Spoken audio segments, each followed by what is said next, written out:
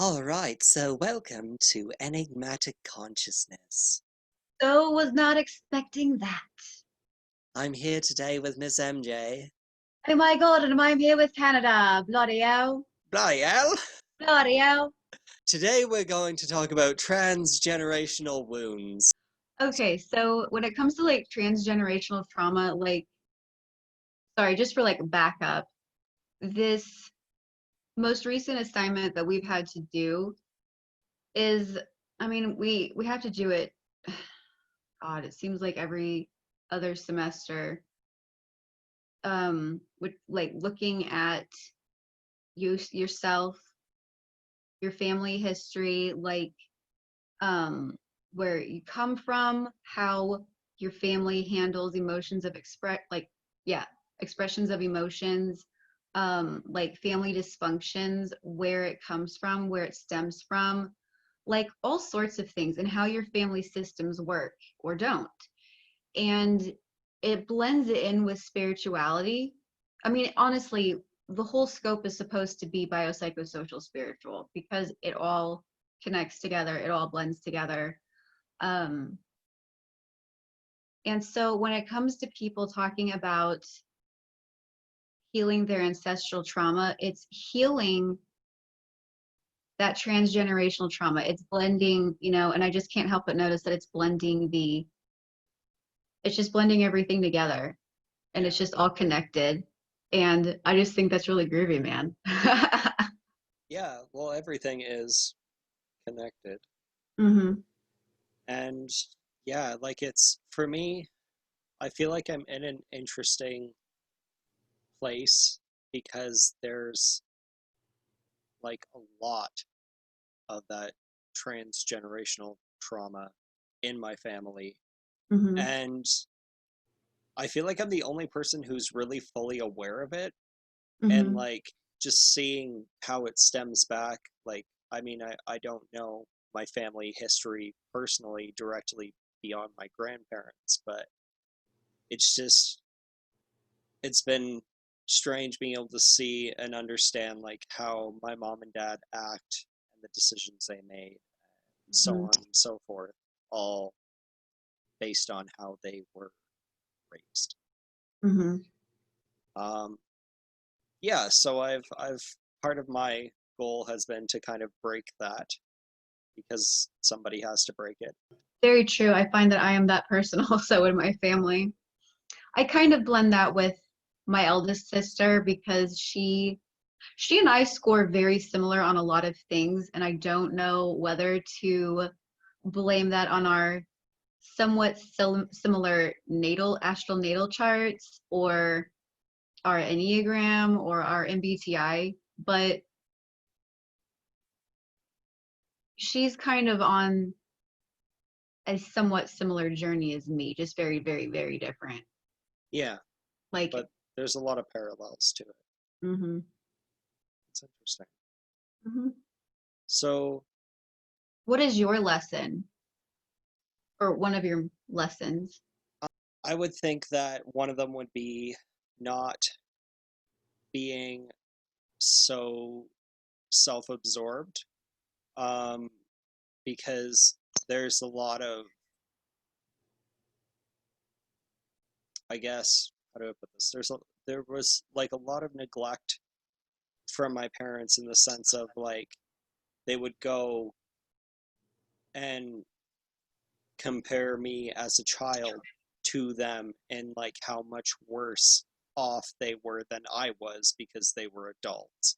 So it was like to go to them with a problem and then basically get compared to, and they'd list off this, this, and this is why their life is worse than mine instead of actually addressing the problem. Like for me, that was really traumatizing as a child, but I realized that's a lot of the same thing that their parents did to them. There wasn't really that loving care and concern and the kind of that emotional aspect of it.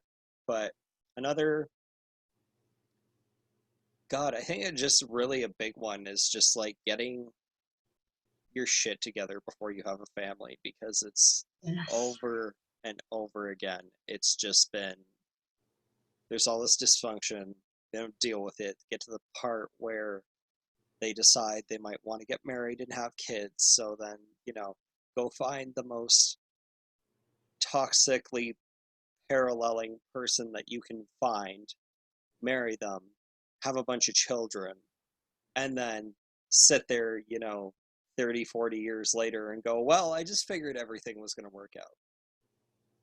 And you're like, well, you know, I just figured everything was going to be fine. I've heard Mm-hmm. that a lot. Yeah. Um, and it's like, well, it wasn't, and it's still not, clearly. Um, and then, like, for me, I just find it interesting when I feel like my sister's kind of straying away a little bit. Um, but like initially, I think like she was really dead set on the path that she was going to do the same thing that my parents did, but was Mhm. somehow going to make it work. And I think she's kind of realizing that that's not going to be the case. And yeah, I don't know. It's just it's interesting, kind of seeing how everything's falling into place at this point in time versus like I have a hard time fathoming how these things went on for so long because like even now for my sister to be like, yeah, I was going to try and do it that way, but it's not working, so I'm going to have to do something else. Like, I don't understand how my parents never got to that point where, like, I just feel like there was always this level of, like, they were so wrapped up in themselves that they just totally put blinders on to how dysfunctional the situation really was, and they could never admit that it just wasn't going to work. Yeah. I saw, sorry, I was like trying to think of, there was this video I was watching and it was kind of saying something similar. I don't know. I don't know. I was trying to remember what exactly it was that they said because it was very succinct and it was very exact. Yes. Yes, and I cannot Yes. think of it. It's all right. What do you, I guess to bounce that question back to you, like, what do you think one of the lessons that you need to get from this is, and like, what do you need to kind of heal? With my, sorry, because I wasn't specific within myself, like, Like or within within my family this line. whole family, yeah, like just sticking to the whole like transgenerational wounds. Like, what do you feel like you're either fixing or that you kind of need to fix that's been going on for a long time? So, as I was writing the paper, I didn't fully realize that we needed to go back 2 generations, but that's kind of where my intuition kind of just takes me there. So, Yeah. yeah, I love that when it happens. Um, but domestic violence is an issue in my family. Um, and it kind of hits once every generation. Okay, apart from my mom's mom, she in her marriage didn't have one. She didn't have an abusive relationship. Okay. Um, it was actually very functional, and that set of grandparents are actually one of, since my parents are divorced and a lot of people on my dad's side of the family and my mom's side are divorced, they were a very stable um relationship to look at, right? Yeah. um and so that grandmother's mother, she had a lot of issues. She when she was born, her mom gave her up and Okay. basically passed her on to her eldest daughter, one of her other daughters, and was just like, this can be your kid because I don't want it. Yeah. um and we don't know a whole lot about her life. Like, we have no idea when she was born. She redacted that information. She was just very private. She was very Yeah. mysterious. um and she was kind of cold. She I think she was just very, I don't know. But obviously, with those circumstances around your childhood, if it's not taken care of in your adulthood, it's probably going to spiral out. Yeah. Yeah, so I don't know fully how abusive she was, but I know that she kind of tore my grandmother down Yeah. or made her feel like she's never good enough. And my grandmother like vividly remembers that one day her parents arguing was just so out of control in the car that she was just ready to open the door and roll out into traffic and end her life. Like she was a child when she, Yeah. yeah. So that was kind of where it started, at least as far as we know. We don't know too much beyond that. And then, so it, like I said, it skipped my grandmother and grandfather, but my mom's younger sister, it, she's not mentally healthy. Yeah. She's manipulative, a very paranoid individual, and my family has cut off contact with her because she's just plays such weird games and stuff like that. So, she was married twice, and that was her abusive relationship. And so, just to speed forward, um, her husband, he scared me when I was a kid. I was terrified of him. I never fucking liked him. Oh my God. He after they divorced, he tried to kill her Yeah. and my cousin, like potentially because he used to come home from school for lunch and then go back. Um so we to this day have no idea if like his plan was just to take out my aunt or kill him too, but as it turned out that day, the when the cops had come, he let her go and he killed himself. And I was like, I was 8 when that happened. Yeah. Um, so, and then like, I've kind of briefly discussed it on here. Like, so I've had my uh, domestic violence situations. So, and also in my most previous last life, like, I'm figuring more about that. It's kind of like I'm healing not only my spiritual journey's path, but also um, my ancestral. So I know that I'm kind of doing that. Um, and trying to be more mindful of attachments. And I'm trying to, I don't know, I have so many different fucking lessons. I don't know where to begin, but yeah, that's one and it's on topic. Yeah. And I mean, yeah, like it's a lot. Like there's so much there, and I don't know if we're really meant to really heal it all. I think it's to some degree just if you can at least make peace with something if you can't totally heal it. But I had a thought too when you were saying about how like it skipped your grandma. Mhm. Um, like in a sense, then are we? Is there maybe like something we can do to make sure the energy gets totally cleared out with us? Or is it a matter of using things that happened in the past to educate our children to help them make better decisions in relationships and be mindful of certain things? It's not an either or, I think it's both. Yeah. Well, that was kind of what I was where I was going with that. Um, I wouldn't really So say it was. I was sorry, I was attaching it to attachments, like in what Yeah. people do. It's like, okay, what everybody can do so that they can have healthier attachments and have healthier relationships and with those with their kids is kind of like you said, heal your shit, handle your shit, allow yourself to fully, my God, like, I don't know where I was trying to go with that, but like my mind kind of went blank and it was just like love all your cracks and broken edges and stuff like that. Yeah. Have to. And Yeah. you know, you have to become a secure base within yourself so that you can be that for other people. People who say I give and I give and I give because I can, or something like that. It's like, no, I mean, that's beautiful that you want to do that, But but there's a void there. there is exactly. What are Yeah. you focusing on other people because you're avoiding yourself? Yeah.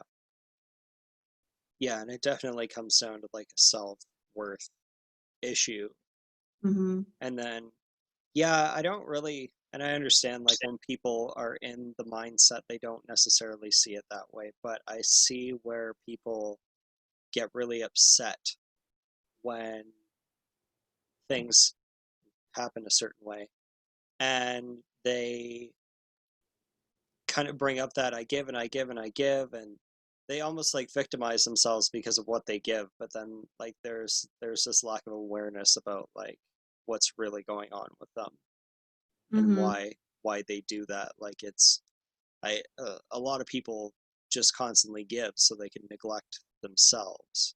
Hmm. Like if I I give also every feel like that also be mindful of people like that, because I'm not saying that everybody is, but that's also a way to manipulate and guilt trip. So I mean, just be mindful. yeah, well it totally is, and that's usually what it turns into is like someone's not treating you well, but you don't have boundaries with them and you keep getting treated a certain way by them. You don't like it, and then you kind of reach your breaking point with it, and then you turn into that defensive victim that's going, I give so much, but I don't get this, and this back. And it's like, well, you never established that boundary in the first place. Like if you, from the get go of the relationship, and I think we touched on this before, um, you're setting the standard that you're going to continue to give and not need to receive anything in return, then you can't get mad in 5 years when your partner doesn't feel like they have to give anything back to you. You're just expecting them to do it, even though you set the expectation at the beginning that it didn't need to be that way. I think part of that is also just because we aren't taught about boundaries, Yeah, kind of just this abstract thing. And, and I was talking about that in my paper, and it's like, I think in very abstract things. So I'm not a very grounded person, and that's another one of my lessons in this life is having to, bullshit, is Cappy's having Cappy's got your to, back.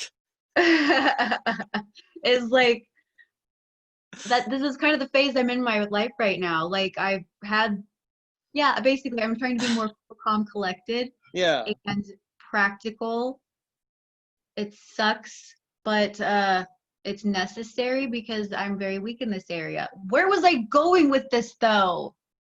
Oh, okay, I remember. Because I was writing my paper and I was mentioning how, okay, so I think in very abstract terms. So it's very hard for me without like time to think about it, how to like put it into like the 3D terms and stuff like that,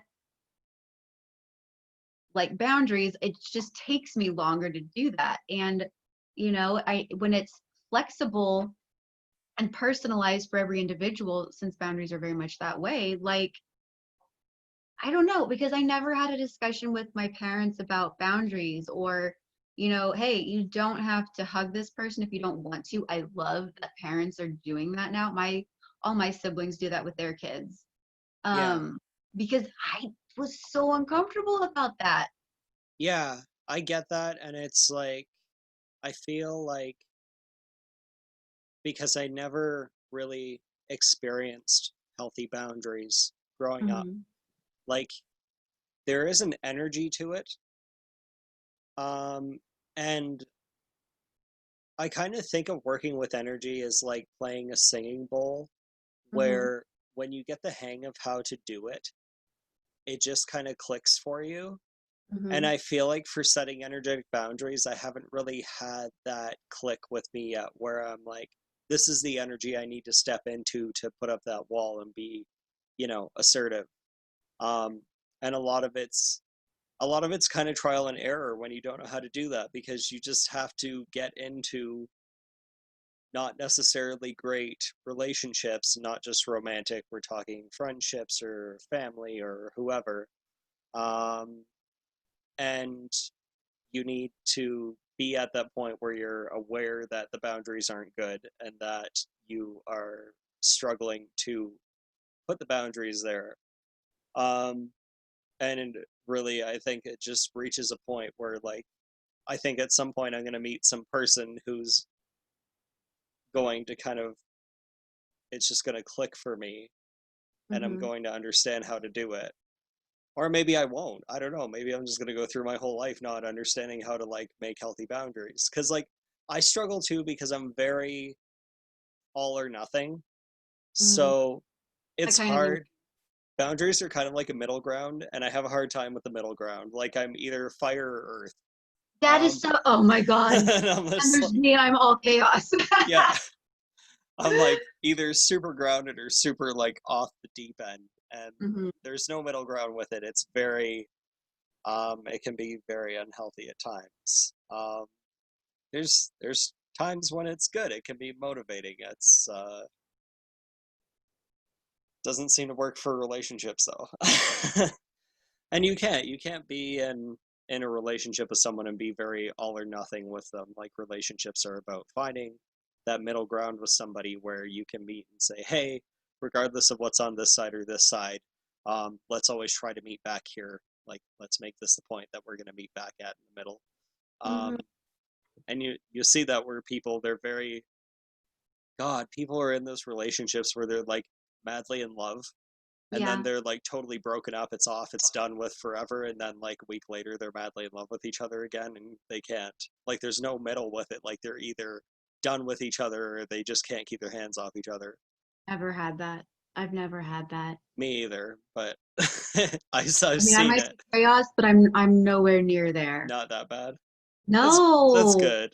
I'm Like, very much either chill or very enthusiastic. Like that's kind of where I've just kind of yeah, you gotta pick and one. that's kind of what I Actually, mean I too. don't. Like, I there's believe in not, duality. no, there can be, like, it's fine. It's like, some things need balance in terms of that. It's not something that maybe necessarily needs balance, but it's being aware of, like, you know, there are times when, like, there are times when, say, for example, sarcasm is not okay. There's certain conversations where sarcasm is not okay, and some people who are very sarcastic struggle with that because Hmm. that's their go-to, is to be sarcastic about everything. That they can't have a serious conversation. Even the Hmm. example I was giving of people who are very, like, off and on with each other, it's like they just can't, they can't work through anything. Like, they're either have to be madly in love or not be with each other. And there's no middle, and there's no working on anything. There's no discussing anything. Hmm. Um, my actually, I'm not like that. My ex-girlfriend would try to be very much like that, where, like, every time, well, honestly, pretty much every time something wasn't going her way, she was threatening to break up with me. It was always, Oh, we're done, blah blah blah. I don't love you anymore, blah blah blah. And I'm just like, okay, bye. Like, I don't need this shit. Like, that, you what don't need. sign was she? Her son was Virgo. What was her Venus? What do you remember her placement? Sorry, that was No, probably. I never looked at her chart, honestly. See, that's the downfall I feel. She was, before I, like, basically my breakup with her led me to encountering my twin flame, which led me to encountering, like, my spirituality on a deeper level, and, Hmm. like, actually learning about things like chakras and energy and astrology and so on. So that all kind of happened after that breakup. But I look now That's and, your karmic. Okay. oh yeah, and I look back now and I'm like, damn, like, I wish I would have got her whole chart back then. I wish I would have kind of maybe understood how to work with energy better back then, because I was learning to, but I didn't have any direction, so I didn't know what I I was did that doing. same shit with my karmic. I also did that with my twin flame when I first met him. Yeah. Like, show me your chart. Like, I fucking knew what. I And that, didn't. well, and that's it too. Like, I can, even now, because I have my chart posted on Instagram. When I initially did that chart, in all honesty, I really had very vague understanding of what any of it meant, and now I can kind of look at it, and I do understand it a little bit better somehow. I wouldn't say it's like, I've never picked up a full blown astrology book and, you know, studied astrology by any means. It's just like you pick up little bits here and there, and you kind of like put together like what it's about and how it kind of has its place and how it affects things, and understanding like what each sign and what each planet affects. And there's a lot of information because there's a whole hunk of planets, and then there's a whole hunk of signs, and then it's like doing a tarot reading where you have to figure out how the question relates to, you know, the Six of Wands. Like, Mhm. someone asks you a question, you pull that card. It's just, I don't even know if I'm actually thinking the Six of Wands, but I want to say there's like chaos everywhere. I'm still learning about tarot. I don't lie. Like, I listen to tarot readings a lot, and it's not because I'm like, I'm only highly invested in what they have to say Yeah, when I'm in a funk. yeah, Um, but I listen to a lot of them because I'm still trying to memorize what each I know what all the suits are, but I frequently get confused between wands and swords because air and fire would just, fuck it. Um, but yeah, like I'm still learning that. However, I just gotta say, I gotta promote somebody real quick because if you are really interested in astrology, um, I fucking love Astrology Airheads. Follow them on Instagram. They have a wonderful podcast yeah. and they are just amazing. Roz is just, oh my gosh, she's so sweet. I love her to death. I've never spoken to, what is her name? I'm so sorry. What is say? Oh God, I can't remember her name. I'm sorry. I'm so sorry. I'm friends with her on Instagram. Shit. I'm so sorry. But they are wonderful people. They they break everything down and they make it really fun and they apply signs to like common people that we know and it's so wonderful. Yeah, Like for Taurus season, they did I want to say it was 30 Rock because Tina Fey's a Taurus. yeah. Yeah, and then most recently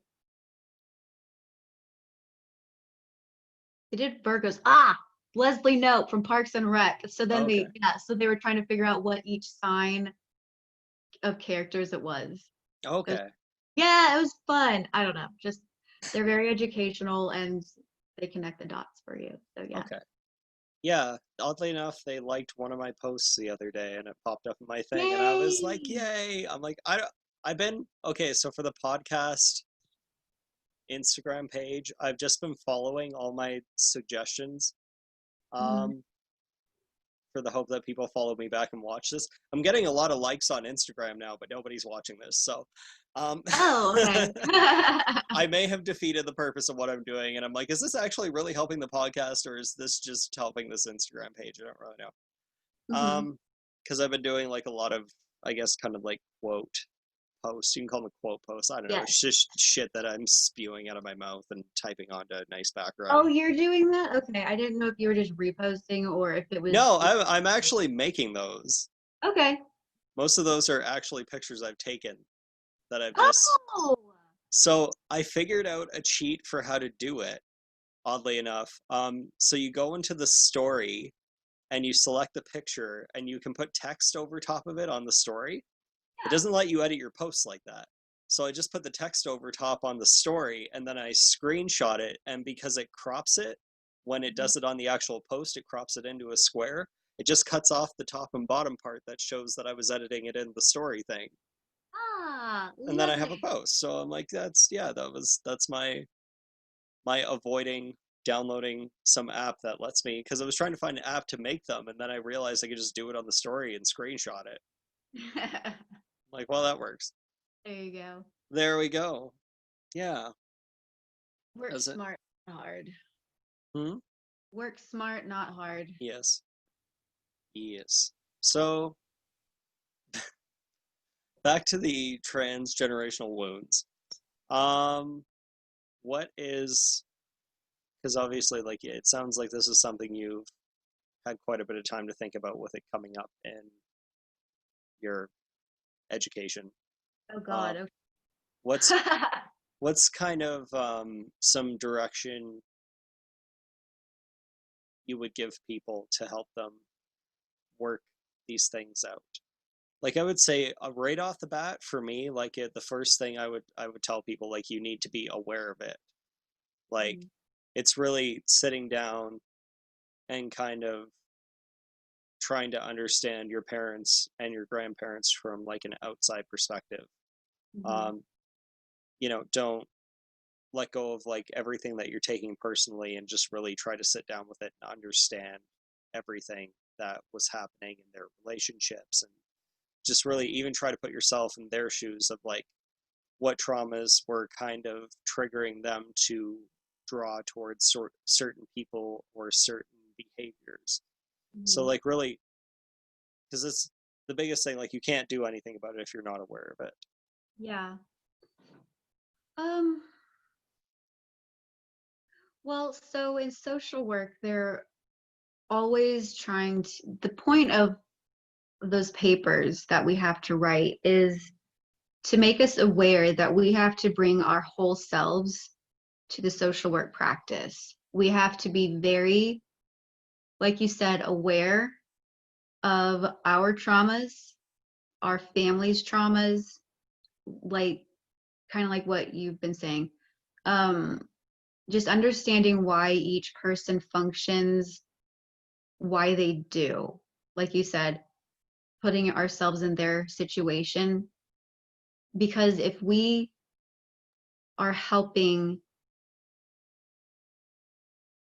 other people piece their, their stuff, their stories together, we and be like a stable individual in the world, we have to do that first with ourselves. And always being mindful of your triggers and how to manage them, what you are going to do to protect you from, you know, I want to say this, protect you from bleeding on a client, um in other ways of like polluting the therapeutic alliance. Yeah. So sorry, is this making sense so far before I go further? Yeah. Okay. I don't know which direction to take now. So restate your question again and then I'll. Just like what's some advice and direction that we can give people to help them deal with their transgenerational traumas?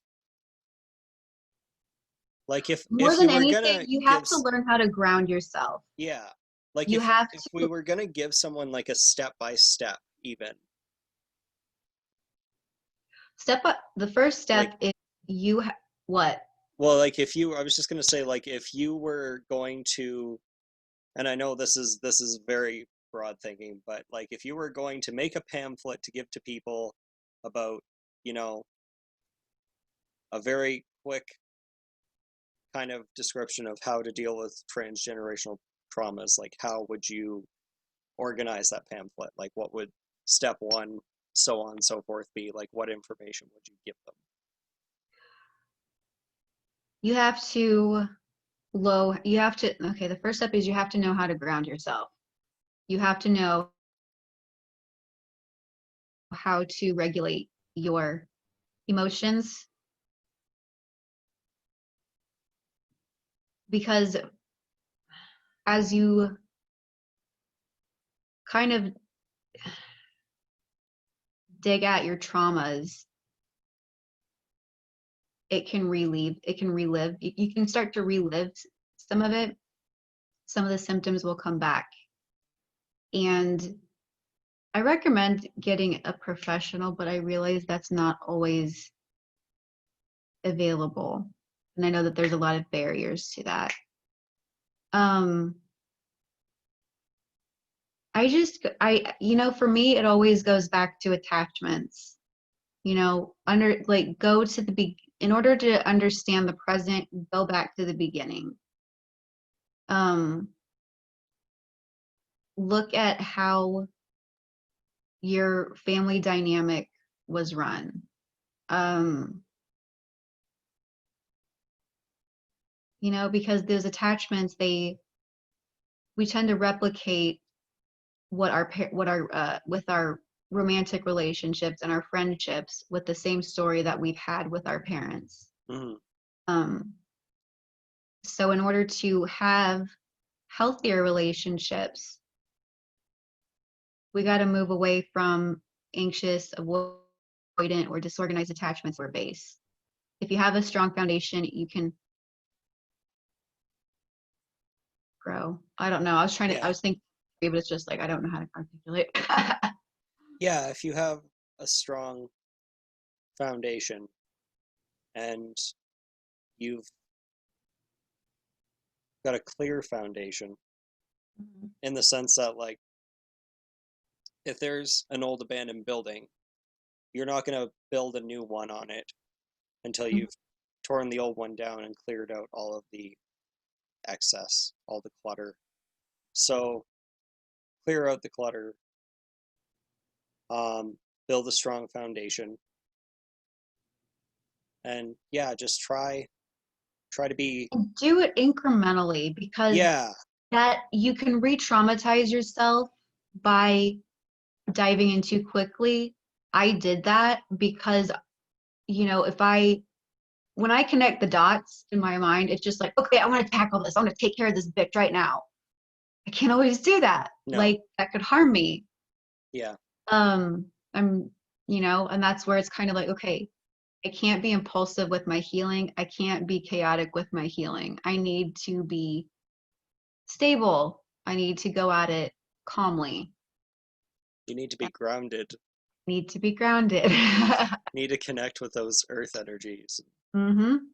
you know, and yeah, and a lot of that involves kind of being practical and working out a plan to some degree, or Mm-hmm. even just catching yourself if you're trying to do too much. Exactly. And then I would say, like, as you deal with each memory or, lesson, whatever you want to call it, um, like, learn how to look, and this takes time, and that's perfectly okay, because especially when you're dealing with, like, really, I mean, it doesn't matter. Okay, trauma is trauma. You feel about it how you feel about it.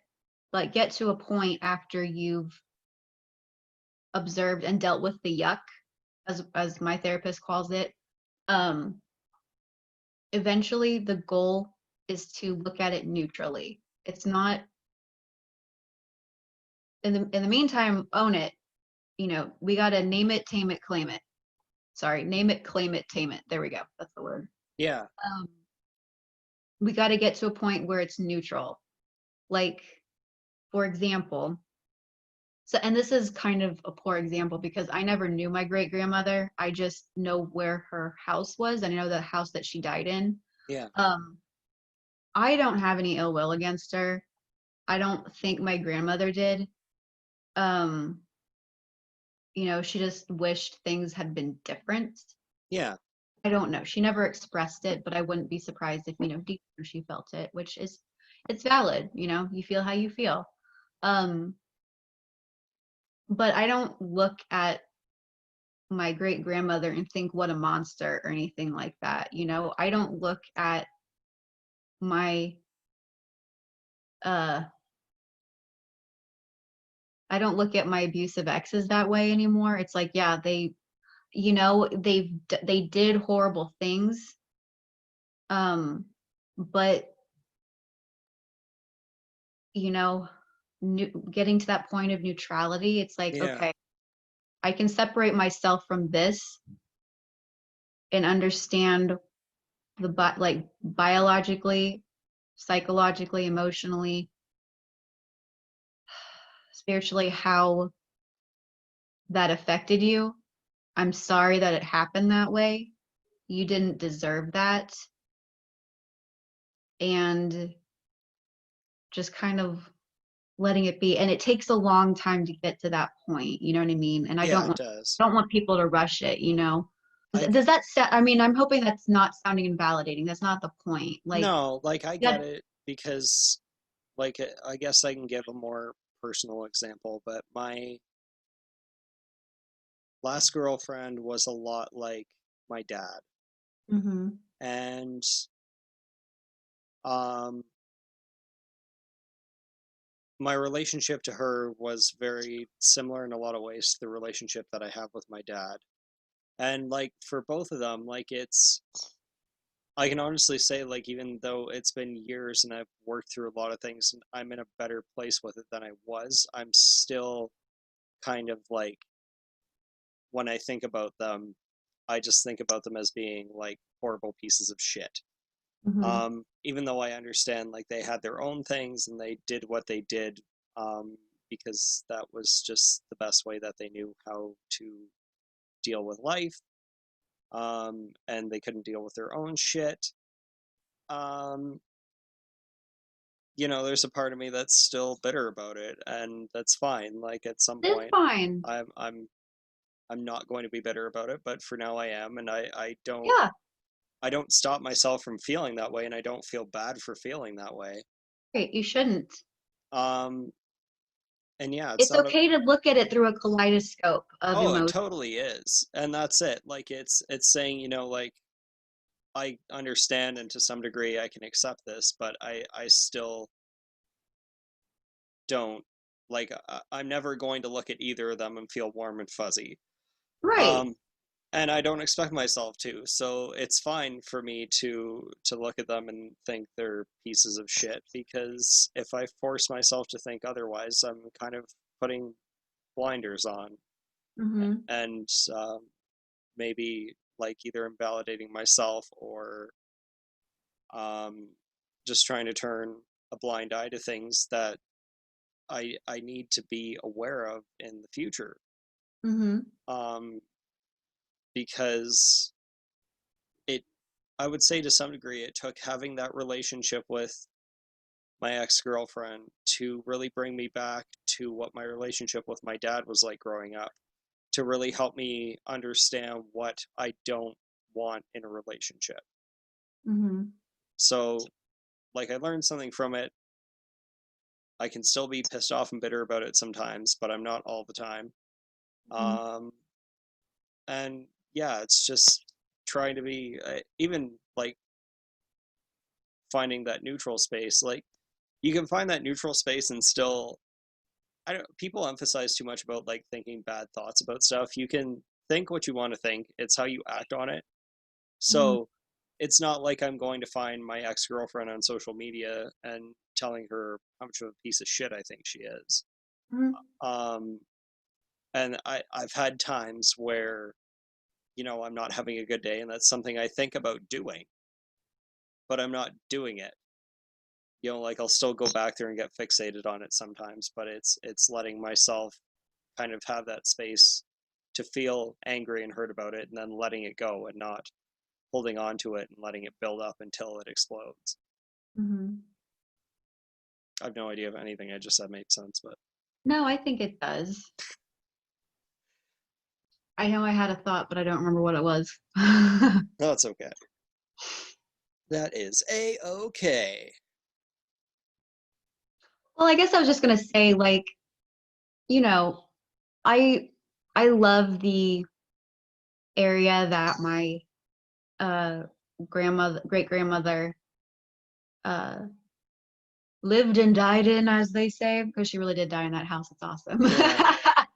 um I walk around that area, and like I say hi to her, and like I affectionately call her granny, and my mom and my aunt just die laughing because it's like that's not who she was. And I'm just like, I know, but she's on the other side now and she needs it. Like, And like maybe on a spiritual level she just couldn't step yeah, into being that person because of the traumas that she had. So exactly. And you know, a common misconception is that people think children are just naturally resilient. They aren't. They have to no. be taught resilience in order to become resilient.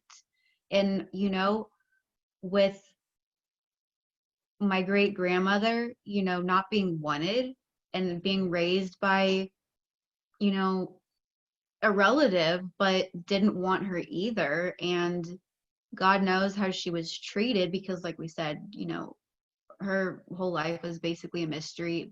Besides those two things, we don't know much about her or her age. I don't remember if I said that. That's why I Yeah. That's why I'm taking after. It's like, all right, I want to die with a mystery too, you old bat.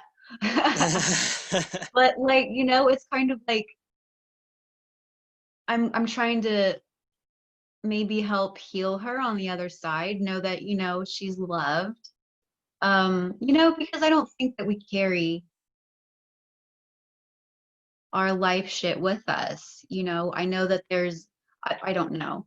I speculate that there are life lessons that we have to have, and some of them can stretch through various lives or be revisited. I don't know. But I hope her soul's doing well. And like I said, it's easier for me to do that because I never knew her. Yeah. I don't know. I I don't kind really of do that. I don't really do that with my ex though. I gotta be honest. It's more like, all right, well, I hope something not. I hope something fucks him up to get his shit right. yeah. Like, Yeah. So is there anything else relating to the transgenerational stuff that we could kind of throw in? Actually, while I'm thinking of it, because I was going to give this example. My grandma, you were talking about, I guess it was your great grandma, but my grandma is still alive, and she's like in her 90s. And it's interesting being around her now, and especially kind of being sensitive to feelings and that. And like obviously, given the way my dad is, he had a very dysfunctional upbringing. She wasn't a very loving person. She can be really cruel and controlling and manipulative and all those things. But um, fucking Geminis. fucking what? Geminis. Oh, okay. I thought you Yeah, said fucking Jonas. I'm like, who's Jonas? fucking Jonas. No, we're not talking about Taylor Swift. I But was thinking from Twister, Jonas, son of okay. a bitch. Yeah, there you go. Um, and it's interesting now because she's kind of mellowed out. Like obviously, like her kids are all um like pre-senior to senior now. Um, she's mellowed out. She has great grandchildren. If she lives for a few more years, she might be alive to see some great grandchildren because I've got some cousins that are like between the age of like 15 and 20 now that are her great grandchildren. Um, and it's interesting to me because I can see like just going straight through like because she had 10 kids. So I'll just stick with the example of my dad. Um, he holds a lot of animosity towards her for his upbringing. Um, but he is in like total denial about how he affected us with the way he was while I was growing up. Mm. Um, like in his mind, everything was fine. It wasn't. But I see with my grandma, it's like I, I I don't really have the direct conversations with her. It's more me sitting there and other people having the conversations and me just being witness to them. But there'll be like once in a while where I've been there and a conversation has come up about how she is or how things were, and like she really just sticks to the whole I lived my life the way I did because things were different back then, and um, as a woman growing up in the 1930s, this is what was expected of me. Um, and I can see that. Like, there's rumors of sexual abuse in the family that go back to my grandma because her and all her siblings, like, nobody really knows much about their upbringing. But they're all fucked. Like, clearly, whatever happened, it wasn't good. I think she has two brothers that there's rumors in the family that they sexually abused children. So that kind of leads everyone to believe that there was child sexual abuse that went on when they were young, which again would have been back in like the 20s and early 30s. So it's not like anyone did anything about it back then. And I think there's to some degree, because she's obviously with her age, She's had a lot of time to sit and think about things, and I think there's a lot of things where she feels like I feel from her energy that she feels that she wishes things could have been differently. Mhm. Um, but I don't think she'll ever fully admit it. Um, So was she the one who did it potentially? Or no, oh, okay. no, not in terms of like I think she might have been sexually abused, but I don't think she Okay. like she didn't sexually abuse anybody. Like it was weird. So like when because she had 10 kids, there were I think 4 boys and 6 girls, Mhm. and like even to the point that when they were very very young, she would keep the boys and girls in separate rooms to play Mhm. because like she genuinely believed that like things like her actual saying was like things happen when boys and girls play together. Mm. um so obviously like Um, that's trauma, like that's there's sexual trauma there somewhere. I don't really 100%. Again, I don't know any of the details. I base this off of trying to take an outside perspective of things, and mm, um, because I didn't personally really experience abuse from my grandma, like I don't have any bitter feelings towards her. Um, I have no kind of animosity towards her. Like she is who she is. She's like 92 now, I think. She's not 91 or 92. She's not changing at this point. Um, you know, she's she's like damn near on her like third Saturn return. Like I don't think anything's gonna knock sense into her. Um, and I just it's so interesting because I it's weird. Like I would say like many many generations ago, like my family had to have been very spiritually connected or they were witches or something like hundreds of years ago, and at some point that got lost because it's like my parents and grandparents like the and their immediate family, like the lack of self-awareness is just absolutely mind-blowing. mhm. um I don't even understand like how they can have like such a lack of awareness, but it's just weird. Like she has 10 kids and they all blame her um for why their lives turned out the way they did, and that's why they're all struggle with addiction, and that's why they are the way they are. And it's um like everything comes down to choice. Like you need to be aware of who you are and what you're doing, and you need to want to change it and catch yourself when you're doing it. And none of them have done that, so I just think it's weird that I'm able, like 2 generations down, to kind of see her in a way that none of her children even can, and try to understand her in a way that none of her children even can. Mm. And yeah, it's just it's interesting. It's been really interesting, like getting to um visit with her every few years because she lives back in my hometown. So I always go there for a few days and visit with her. Her and my uncle um, live together, and so it's always just interesting to go visit with them. And it's like it's usually just because like nothing's fucking changed. Like they're just bickering like an old married couple about something, Mhm.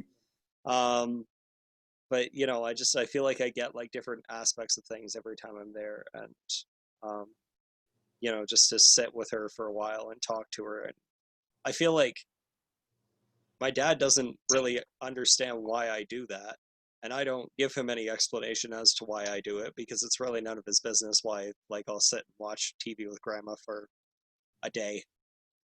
Because it's pretty much what she does. She sits in the living room, watches TV, like goes to the kitchen when it's lunchtime. But yeah, it's been super interesting getting to kind of see my family in that way and just trying to like understand the aspects of them that have been passed on to me that like maybe I don't want to take into a family at some point if I have one. Get a little morbid here. I had a conversation with some coworkers a few weeks ago. How did this come up? I think I brought it up. I don't know if it was brought up for any reason, but it was like, if you could choose how to die, what would you choose? And the initial question was if you could choose between burning to death or drowning, Oh God, Um, no. Either. I don't like. well, and that's the thing. Like, I was more for the drowning side of it. My coworker was more for the burning side of it. Um, my coworkers, so my whole thing with the drowning is that, like, I'm really good at being able to relax myself in tense situations. So, like, I feel like I could just throw myself in a meditative state and put myself in acceptance mode and just let it happen instead of like trying to fight it for a few minutes and just like struggling and like getting crushed underwater. I don't know for sure, but that's in my mindset of like that would be better than like physically being on fire. Um, good luck putting yourself in a meditative state if that's actually happening. Like I just that would just be so. But like her argument is that like if the flames were intense enough, um, it would just like basically take all the oxygen out of your lungs right away, and you would just go out. Like you would pass out very quickly. But I'm like, yeah, but if like you would have to be like incinerated, like absolutely incinerated for that to happen. So like if it's just like someone poured gasoline on you and lit you on fire, like you're gonna burn for a really long time before you die. Yeah. Like, and if you're wearing clothing, like that's the thing too. Like, are you naked or are you wearing clothing? Because if you're wearing clothing, then there's that whole other Stop, drop, and aspect. roll, bitch. Well, and that's it. Your clothes are burning. They're melting to your skin. So your clothes are actually burning your skin before the fire even is. Um, and yeah, like I would just, I again, I would prefer neither. Like, Yeah. so oddly enough, the astrologer was standing there, somehow got roped into this conversation by me too. And I was like, what would you choose? He's like, screw both of those. I just want to go out peacefully in my sleep. Like, let me just See, go to that's sleep and my not wake initial up. statement. Yeah, that's my initial So, statement too. and then I'm like, yeah, like it would be fine to just like, if I am gonna die and it's my time to go and it's gonna be some kind of horrible death, like let me like get the bag of coke that's laced with fentanyl or something and I just like Oh, pass see, out. I love that you took it here because as we speak, I'm looking up this conversation because I've literally told somebody how I'm gonna die. Oh, awesome. Um, yeah, I and thought you were but gonna you're, tell me you had cocaine. oh God, no, I was like, where is this going on YouTube right dude, now? it's. I tried a little bit once. It's just like, okay, this is fucking stupid. I've No. tried a lot of it and I thought it was stupid. Like I just Oh, you tried a lot. Like, hey, this is a little bit. I'm gonna just take more. What did you do? no, like I mean like I taking it like continually all night Dear God, man. till like yeah, like starting at like 8 p.m. and just going until like 7 a.m. until it ran out. Um my friend and See, I I didn't. I did do didn't like that. it enough. I didn't like it enough to do that. Also, there were other substances around at that time, so I You're like if I have to pick like yeah, I I would went for a rather mellower kind of yeah, if I'm gonna snort something, thing. I'd rather snort ketamine. Um, I've never done that. What? it's well, it's like a powdered version of horse tranquilizer. So it just makes your whole body feel like super mush and like it makes your mind really focused and you're just chill. And um, it depends because there's like an upper version and a downer version. And the upper version, when I took that, I was like dancing to Madonna and I love it. I started calling myself Badonna because I was like boy Madonna. Madonna. Madonna. Um yeah, but like it's good. Like the downer stuff, it's not really like it doesn't make you feel like down. It just makes you super relaxed and like you could sit there and play board game and you'll be like playing Scrabble and you're just like super focused. You're Hmm. like I can make all the words right now. Um it's really good though. I liked doing like journaling and stuff on it because I could just really focus on my writing without my mind getting distracted. It, Hmm. it's basically like to be like taking K was like what your ADD medication does for you. Oh, okay. It just really Yep. cleared my head and helped me focus, and there was nothing distracting me. Like I could be like, I'm gonna do this, and I could do it instead of my mind just being like, but what about this and this and this and this and this? Hmm. I gotcha. Well, I got the quote here. Okay, mind you, I said this It was almost 4 in the morning. We had just gotten back from the club because it was her birthday. Yeah. And so, God knows, God knows. I said, I want to be burned at the stake, tripping on acid. And as I'm on the cusp of death, a dragon will eat me. I want to be swallowed into the belly of the beast. Oh God. And then apparently I passed out. Like, that's awesome. Well, well, yeah. I mean, if I'm gonna be like hunted, I think I go for being burned at the stake just to have like I want to experience what the witches did back in like I don't know when was it, the 17 or 1800s. Um, No, was it before then? it was. Okay. Okay, it See, might have gone. No, because Europe had stopped. Europe had like kind of stopped doing the witch hunts. Um, after. See, I know at least. Okay, I don't know what the fuck the rest of Europe was doing, but I know England had stopped uh tripping about witches shortly before the Salem witch trials because okay. they heard what we were doing here and they're just like, bro, what the fuck? Y'all gotta stop. You're Yeah. not like, Well, no. and with it being the States, like I mean, there were parts of the They were States. fucking cult. Nobody ever talks about that. The fucking Puritans were a Yeah. fucking cult. Oh yeah, England no. wanted to get rid of them. Like, no, it's Like fucking cult. the States still had like there were parts of the States that still had black slaves working on farms in like 2005, Exactly. so I just assumed that Whoa, like whoa, they whoa, were wait, what? no, they're straight up. There's I wish I could fucking remember where it No, was. just repeat what you said because what? There were places in the States that still had black slaves working on farms back in like 2005. Dude, I think I remember hearing about that. Duh. Oh my God. Like So that was it was real. Okay. between Oh like my God, 2000, that's so yeah, no, cool. legit it was. There's like some farming communities in buttfuck nowhere that they legitimately had black slaves working on the farms back in 2005 because some reporters were talking about like the history of the black slavery, and they went to this middle of nowhere farming community, and they were still fucking like people were basically keeping them as like pets on their farm and having them do the farm work for them. Oh my God, that's so fucking And disgusting. it's What weird the because fuck? everyone's like, this isn't, it's not super modern. Like, no, like this was still going on like very recently. So I just figured like in the States, given that, like they could have still been burning witches like into the 90s for all I know. Like Man, that would makes not more would sense. would not surprise me if there was some community that was still doing witch hunts in like the 1980s and 90s. Dude, Just exactly. nobody So it talks also about makes it. sense. It also makes sense why America is so fucking crazy is Yeah. because we're founded on the beliefs of a fucking cult. Oh yeah, no, totally. I mean, America basically runs itself like a cult collectively. The American government, it's like we're going to convince everybody that this is the best thing for them, and we're going to get Exactly. everybody to It's do like what we want them to Stockholm do. syndrome. It's like Yeah, it everybody totally has is. Stockholm syndrome. It's so bizarre. It Talk totally about is. lack of self-awareness.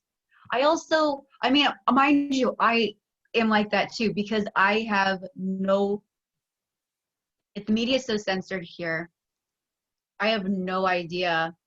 Like hang on. It's just so crazy how people outside of America like know more about our government than US citizens do Yeah, because they're not in our fucking bubble. And so they're all, I mean, you know what I mean? I do because like we had the discussion before, I feel like Canadians could take a blank slate of your map and name your states better than most Americans can. That's true. We still have to do this. We do. We have to Yeah, find a website. we need to just a map, a big ass map. Hmm. And we'll just hold it up to the screen and be like, point. Yes. We need to film it somehow. That'd be hilarious. Well, I mean, in all honesty, if we could get the map for ourselves, we could literally just like hold it up and like, I don't know, I'll get a pointer stick or something because my hands are big, but I'll like point to which one I think is which. Okay. And then I don't know. We'll figure out how to do this at some point. Maybe I'll figure out how to edit video properly, and we could actually just like Photoshop a map in and see how many we get right. Sure. I don't know. Well, we'll see. It's an idea. Back to the topic of how you'd want to die, though. So the conversation. I just I, told you. well, yeah, no, Or does that not count? no, that counts. But I just want to go a little deeper with it. So the conversation, because this was humorous, the conversation continued, and um, we were kind of kept going about it. And I was like, yeah, like if I could, like, I would love to just like let it be a bad batch of shrooms where like I just trip out really bad, and then my brain just like it's like I see the light and then I go, and that's Okay, it. okay. Shrooms and fucking. Like right after you come, you die. Yeah. So actually, that came up too. Oh, okay, Um, cool. I was getting there. Because like right as you were talking, I'm just like, no, I'd like to die by fucking. Like, So okay. So that's my other coworker who's the Reiki practitioner. She was like finishing up. We were waiting for her. That's why we're standing there having this conversation after hours in the shop.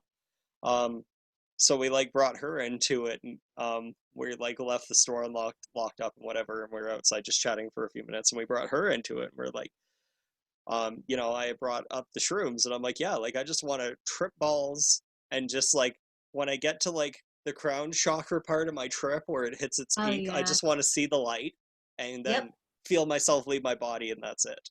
Hmm. Um, and then oh god, the astrologer got a kick out of me saying that, but the Reiki practitioner, she's like, screw all of you guys. She's like, I want to die having an orgasm. Like she's like, That's I just want to have like the best orgasm of my life and then just like be yeah, gone.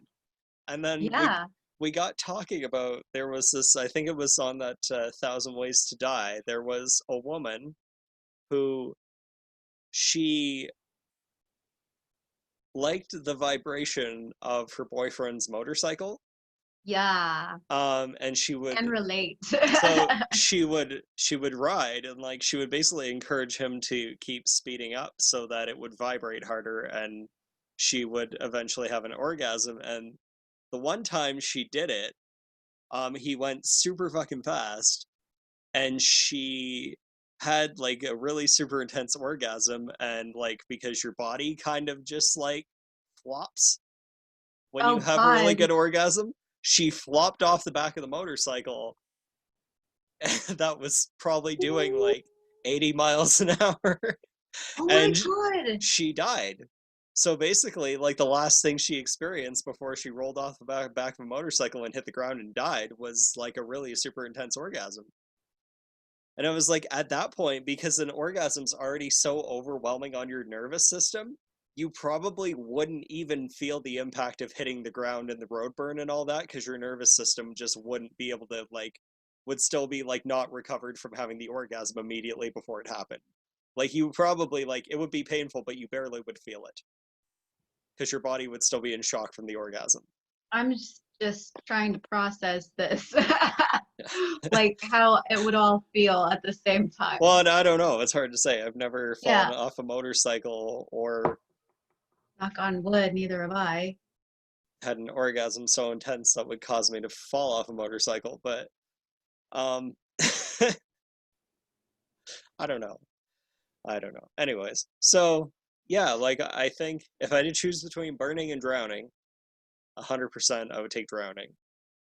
But if I had to choose, I would want like either a really good drug trip and then it's just over, or like just not waking up, or like a massive heart attack after having a really insane orgasm. Oh God. um, I'm still sticking with my answer. I will die You want to by burn either at the drugs or orgasm. What? That's such a Pisces thing to say. yeah. Oh man. Although you know, don't aren't you supposed to look at your what is it, your eighth house to see how maybe you'll die? I I have don't know. Taurus in the eighth house. Does that mean I'm like gonna be fucking buried alive You're or gonna buried in my stuff? you're gonna get impaled by a bull. Oh God.